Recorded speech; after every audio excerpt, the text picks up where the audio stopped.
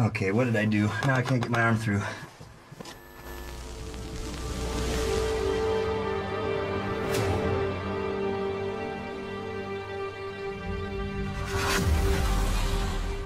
Maligayang pagbabalik kapatid. Imagine this, isa kang tao na mahilig sa extreme adventure, specifically pagpunta sa mga kuweba na may sobrang kikitid na lagusan. Isang araw na pagdesisyon ninyong pumunta sa isa sa pinakadelikadong kuweba. Sa patuloy na pagtahak nyo rito ay papaliit ng papaliit ang mga lagusan hanggang sa may hindi inaasahang pangyayari. Naipit ka sa pagitan ng dalawang bato at hindi lang yan, naipit ka ng pabaliktad. Una ang iyong ulo. Yan ang pag-uusapan natin, ang kwento ni John Jones at ng kuweba na may pangalang Nati Pati. Gusto ko ring magpasalamat sa tagapanood nating ito na siyang nagmungkahi ng paksang ito. Paano siya makakaalis dito? Ano-ano ang ginawa ng mga rescuer para tanggalin siya sa pagkakaipit? At tagumpay ba siyang makakaalis? Malalaman ang lahat ng yan dito lang sa channel na kung ikaw ay may kaalaman, hinding-hindi ka malalamangan. You know the drill, pakipindot ang subscribe button kasabay ng pagkalembang ng kampana para lagi kang updated sa mga videong maaari mong kapulutan ng aral. Simulan na natin. Ang mga susunod na maririnig, makikita ay maaaring hindi kaaya-aya sa mga batang manonood. Viewers' discretion is advised. Nati Pati Cave ang pangalan ng lugar kung saan nangyari ang lahat ng ito. Unang na-explore ang kuwebang ito noong 1960 ng tao na may pangalang Dale Green. Sa ngayon, pagmamay-ari ito ng Utah School and Institutional Trust Lands and Administration. Kakaiba ang kuwebang ito kapatid. Marami ang mga masisikip na lagusan at unexplored areas. Maaari namang bumisita rito noong mga nakaraang taon bago mangyari ang kwentong ito. Ngunit ang lahat ng safety measures ay kailangan mong sundin at dapat mayroon kang pahintulot. Mula pagkabata ay sanggang dikit na ang magkapatid na ito. Kung ano ang gusto ng isa ay gusto rin ng isa. Sa lahat ng bagay ay magkasundo sila. Kaya hindi na rin tayo magtataka nang minsang inaya si John na magpunta sa iba't ibang kuweba sa kanilang lugar. Tinatawag na spelunking ang hobby na ito. Hindi nagtagal, unti-unting naging bonding time ng dalawang magkapatid ang pagpupunta sa iba't ibang kuweba. Gustong-gusto nilang makita ang dilim. Gustong-gusto nila ang excitement na nararamdaman sa kung paano mo malulustan ang isang masikip na landas. Years have gone by. 26 years old na si John at kasal na rin sa isang babae na may pangalang Emily. Naging maayos ang kanilang pagsasama at binayaan sila ng isang napakagandang babaeng anak. Noong mga panahon na ito ay 1-year-old pa lang ang bata. Dahil naging pamilyadong tao na si John ay unti-unti nang naglaylo ang magkapatid sa pagpupunta sa mga kuweba. Lumipas ang ilang mga taon ay sa isang salo-salo na pag-usapan ng dalawang magkapatid na puntahan ng kuweba na may pangalang Nati Pati. Kilala ang kuwebang ito sa lugar na iyon. Ito daw ay sana additional experience para sa magkapatid. Bumalik sa pagkabata at magpunta sa mga kuweba. Ngunit ang desisyong ito pala ang siyang magiging dahilan ng isang bagay na ikagigimbal hindi lang ng kanilang pamilya, hindi lang ng kanilang lugar, kundi ng buong mundo.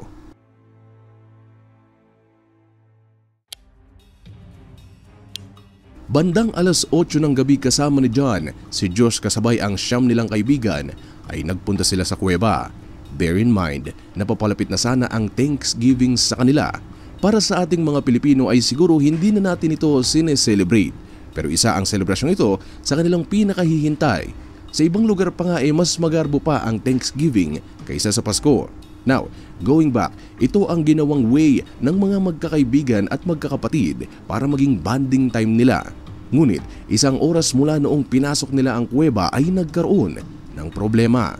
May isang cave formation doon sa ilalim ng lupa na kilala at tinatawag ding Birth Canal. Isa itong sobrang kitid na lagusan at ang dulo nito ay unexplored pa. Kaya out of curiosity ay ipinasok ni John ang kanyang ulo. Noong una ay okay pa ang lahat. Pero imagine niyo ang ginagawa niya. Para makausad ka kasi rito ay para kang mag-aalauod. Hindi mo maigagalaw ng maayos ang mga kamay mo. walang matapakan ng paa mo at ang natatanging paraan lang para makausad ka ay yung unti-unting paggalaw sa katawan mo ng left and right. Sa patuloy niyang pag-usad ay papasikip ng papasikip ang lagusan. Tandaan na pababa ang tinatawag na birth canal, heads first. Ilang sandali ang lumipas, dumating sa punto na hindi na makausad pa si John. Ang pag-expand ng kanyang dibdib ay nagiging restricted na rin dahil hinihila siya ng gravity pababa. Ganoon din na parang nakaharang ang bato sa kanyang dibdib. Hanggang sa ilang minutong pag-iisip niya ay napagtanto niyang nakagawa siya ng isang malaking pagkakamali.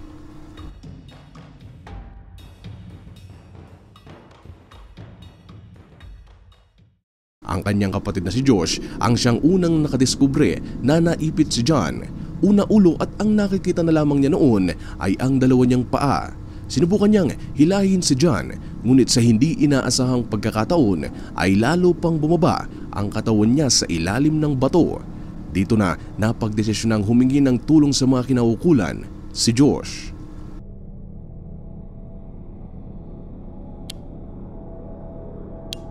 Mabilis naman na dumating ang mga rescuer para subukang ilabas si John sa pagkakaipit. Ngunit si John kapatid, tandaan natin ay nasa loob ng kuweba, kaya isang malaking balakid ito para sa team. Ilang oras ang lumipas, 12:30 November 25 nang narating siya ng first rescuer na si Susie. Nagpakilala si Susie at ang nakikita na lamang niya ay ang dalawang paa ni John. Sinabi ni John na, "Hi Susie, maraming salamat sa pagpunta. Pero gusto ko nang makaalis dito." Mahinang boses na nanggaling kay John. Noong una ay hindi pa magkaintindihan ng dalawa dahil pati ang mga tunog sa butas ay hindi na rin nakakalabas dahil sa pagkakaipit ng katawan ni John. Pero kalaunay nagkaintindihan naman sila. Sabi ni Susie, "Hayaan mo John at gagawin namin ang aming makakaya para mailabas ka dyan." Inassess ni Susie ang loob ng kuweba. Tumingin-tingin sa kung ano o paano ang pinakamagandang paraan para maalis siya. Ngunit ang mga sirkumstansya noon ay sobrang hirap. Kailangan mong isipin na ang mga rescuer ay hindi rin nila basta-basta mahihila si John kasi halos ganoon din ang kanilang kalagayan. Restricted din ang kanilang galaw. Nasa iisang lagusan sila, ngunit ang kinalalagyan ni John ay di hamak na mas masikip.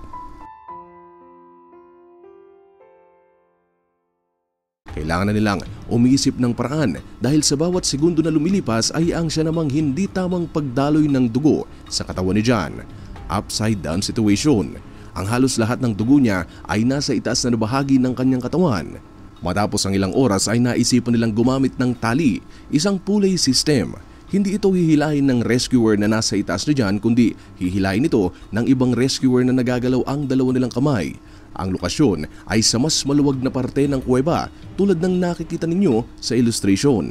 Habang ginagawa ito ng rescuer ay sinabi ni John na nahihirapan akong huminga. Ngayon kapatid, you can imagine na in real life sa ilang minuto lang nating pagkakabaliktad ay pulang-pula na ang ating mga mukha.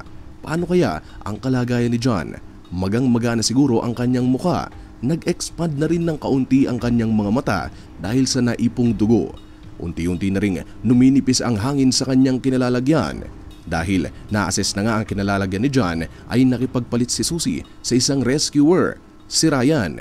Habang piniprepare ang tali ay may dalang inumin si Ryan. "John, si Ryan ito, may dala ako sa iyong tubig.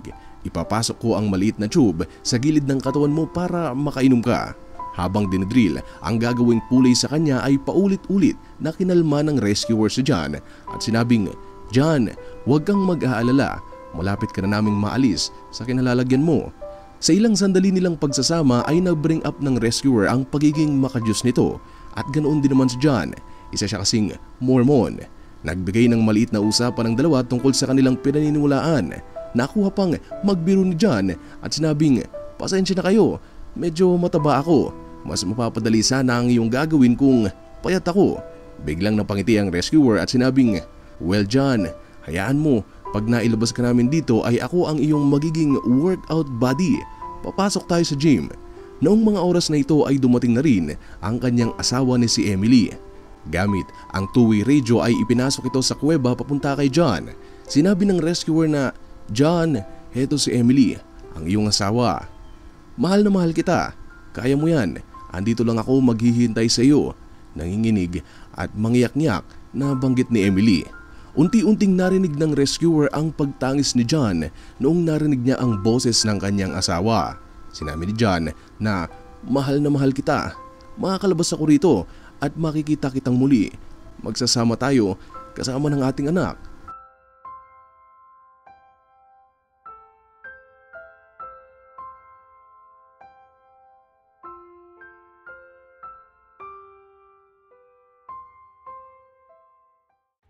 ...4 p.m. November 25, humigit kumulang 19 hours na siyang nakabaliktad at sa pagkakataong ito ay naayos na nila ang ginagawang pulley system.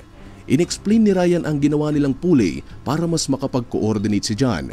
Kinakailangan din kasi ni John na itaas ang kanyang sarili. Itinali ngayon sa paa si John.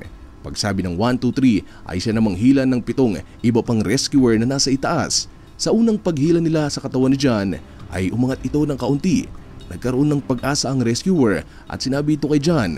Ngunit sinabi ni John na sobrang sakit ng kanyang nararamdaman dahil sa paghila sa kanyang paa. Saglit na ipinahinto ng rescuer ang paghila. Ilang minuto ang lumipas noong ready na ulit si John ay hinila siyang muli.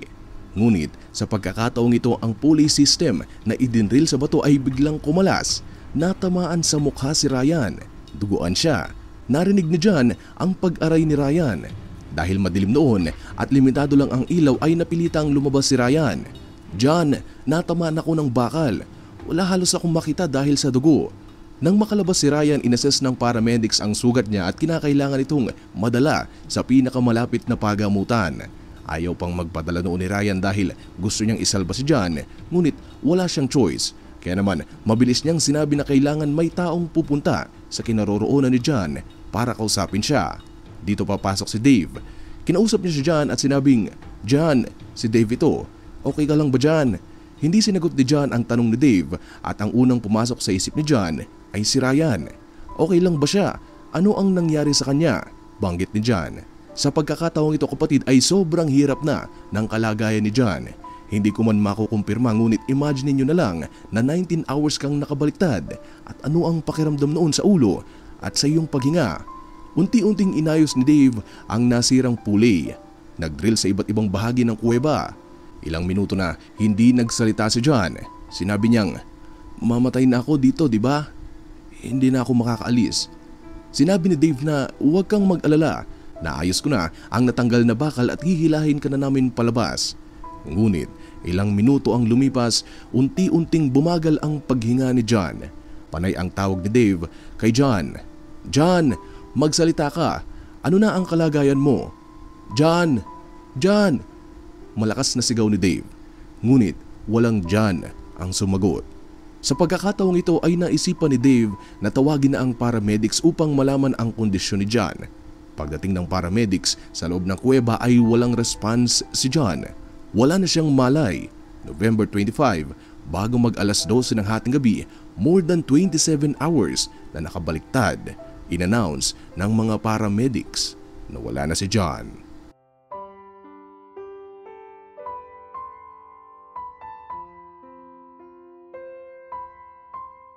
Labis ang pagtangis ng kanyang asawa noong nalaman niya ang balitang ito. Wala nang kikilalaning ama ang kanyang 1 taong gulang na anak. Wala nang John ang babalik sa kanilang pamilya. Lumipas ang mga araw, dumaan din ng Thanksgiving sa kanilang lugar na walang John silang nakita. Years have gone by, believe it or not, hanggang sa ngayon ay ang kanyang mga labi ay nasa loob pa rin ng kuweba. Nagsilbing libingan ni John ang buong kuweba. Napagdesisyonan kasi na permanente ng isara ang natipati. Isil ito kasama ang katawan ni John para hindi na makapasok pa ang iba. September 16, 2016 ay ginawan ng pelikula ang kanyang naging buhay. May pamagat itong The Last Descent.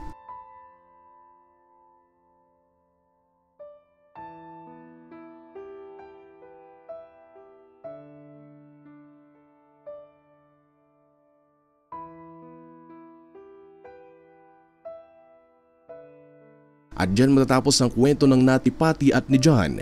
Sana kapatid ay nag-enjoy kayo o di kaya naman nakapagbigay ako sa inyo ng magandang kwento. Nabigyan ko sana ng justice ang paglalahad sa kanyang kwento, sa kanyang naging buhay. Kaya naman, laging tandaan na sa panahon ngayon, hindi po pwede ang panay-oo lang sa mga nakikita natin online. Maging mapagmatsyag, magsaliksik dahil sa bawat kwento, litrato o video ay natatago ang katotohanan. Maraming salamat po sa pagsuporta and as always, thank you so much for watching. Goodbye.